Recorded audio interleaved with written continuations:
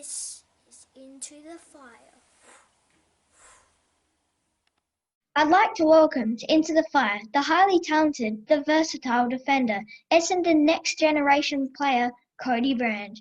Nice to meet you, Cody. Yeah, nice to meet you too. Cody, there is a lot spoken about you and the couple of years leading up to the draft. What was the young Cody Brand like? He was just a young, quiet kid, pretty kept to himself. Just had his small group of friends, and yeah, that was just him pretty much. Really quiet. Oh yeah. Being a Victorian boy, you've spent your fair share of time in lockdown, unfortunately. What have you done to keep yourself ready for the AFL Combine? Look, just been lucky enough to work alongside Shawnee Potter from the Cody Cannons, who's given me a pretty heavy program to get myself ready for the Combine up and coming. Obviously, there's a little bit of speculation about whether it'll happen or not with restrictions, but he's just said, if you tick these boxes, you'll be well and truly ready for when there is a Combine. If the Victorians get the opportunity to showcase our athletic and physical attributes to the clubs. Sounds like a good guy. You are a very tall defender at 195 centimetres who is likened to Dustin Fletcher. Have you modelled your game around him? He turned out to be a pretty good defender. How much of an influence has he had on you? Yeah, I look up to Fletcher a fair bit. I'm lucky enough to go to Essendon Grammar, where Fletch actually coaches. He's a backline coach there, so we worked pretty close one-on-one last year.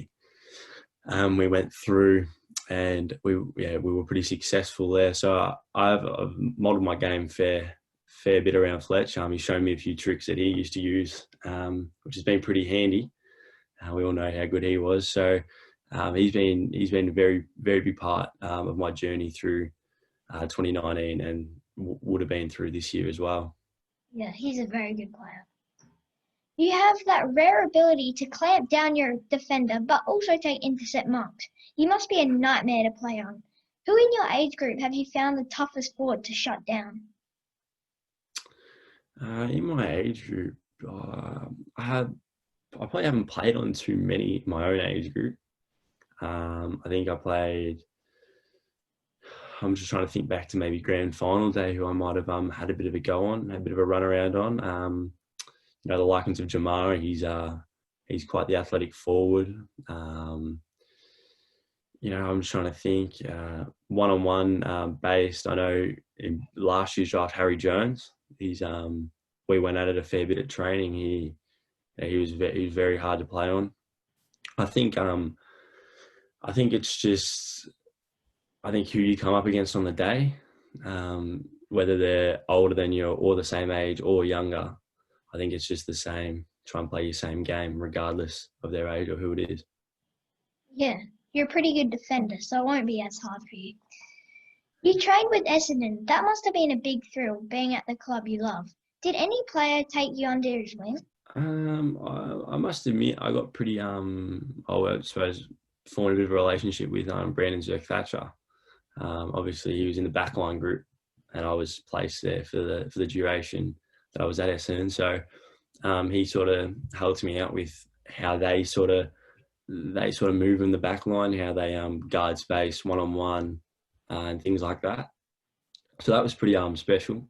Obviously, he's playing a little bit of AFL footy now, so it's good to learn from someone that's now flourishing in this year, or has been flourishing this year. So I read that while working with Essendon, you got a cooking lesson. Quite the chef, I hear. What's your go-to meal?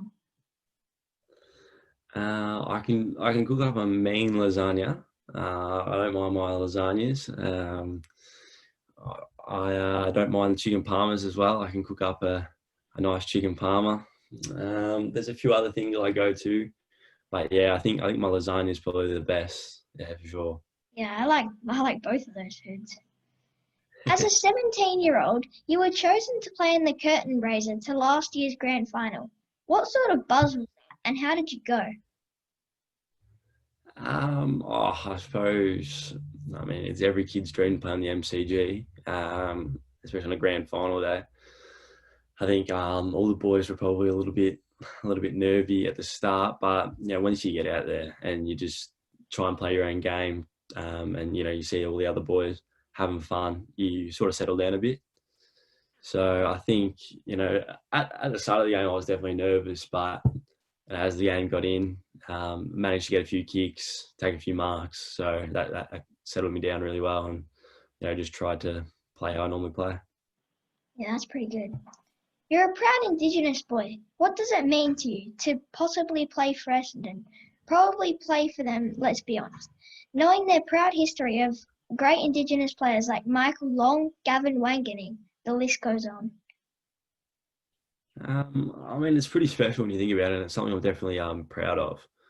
I am Indigenous through my mother's side of the family. Grandfather grew up in the Benaloman tribe down in Tasmania, so definitely very lucky on that aspect, and something I'm very proud of. And as you're right, with to be linked to Essendon with such a rich Indigenous background, with like some of the names you named there, Michael Long, Gavin Wanganeen, you got probably Tipper running around today, who's been such a superstar for the footy club of late. I think, it's just something special and something I'm definitely proud of and hopefully can be a part of one day. Yeah, I'm sure you will. Okay, Cody, let's steer away from the hard questions to even harder questions. Just joking, these will be easy. Who in the draft year do you get on with best? Who's your AFL bestie? Who in the draft year? I suppose if I was obviously my friends at Calder with Jackson Cardio, we've been friends since probably under 12s. We've played a lot of footy together, Jackson, but if I had to steer away from there, I get along with probably Bailey Laurie a fair bit, Connor Downey. Those two boys I'm pretty close with at the Metro sort of squad. There are a lot of great players going into the draft. Who do you think will get that coveted number one spot?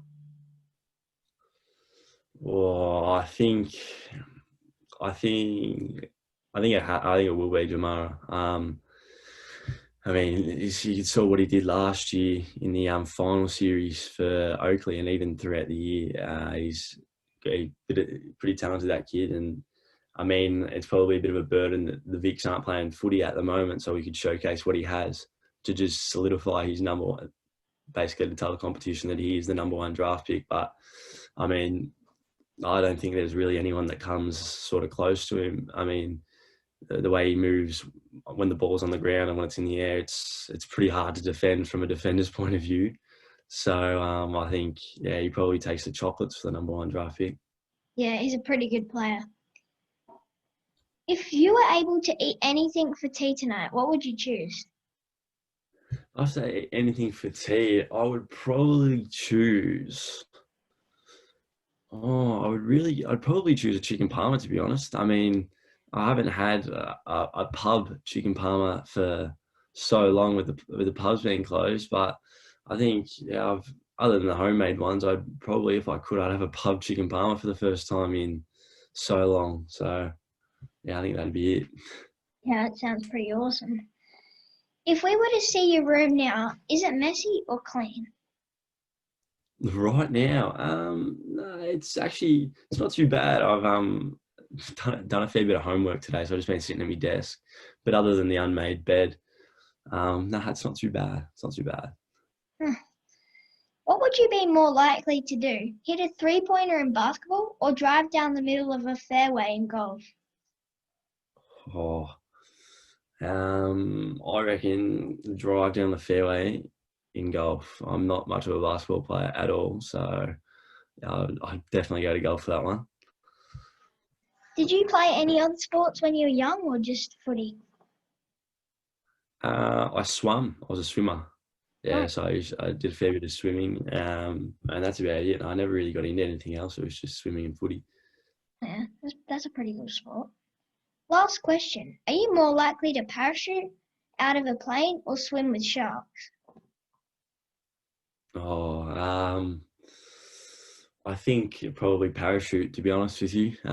Just the thrill would be unreal. Yeah, probably definitely a parachute. Sharks. Yeah, not sharks. Well, Cody, no one leaves into the fire without a hint from me. Dustin Fletcher was one of the greatest ever defenders, but do you know what I have seen most about him? The getting to the 50 and unleashing torpedoes for goals. You see, as important as a defender is, don't get me wrong, it's the goals people remember. So don't be scared to leave your man, run up to the 50 and bomb away. That is legend status. And when you do, everyone will notice, so you'll need a celebration. I call it the into the fire. It's nice. Yeah, definitely the goals do get the recognition, don't they? Do I have a celebration? Look, I haven't kicked many. I think I just normally go the bit of the come on, get around the teammates. I think that's probably the one I go to the most when I do kick a goal, if I do get the chance to kick a goal, or don't venture up the ground that far sometimes. But yeah, look and see what happens. Yeah, remember when you kick a goal from 50? That's a celebration. I'll remember it. Right. Well, Cody, I can't thank you enough for joining me today. You're a superb talent and a great guy. I look forward to you not only being called out by the Bombers, but seeing you play 401 games and 24 years to beat Dustin. Thanks again, Cody. Too easy. Thanks, LJ. Have a good one, mate.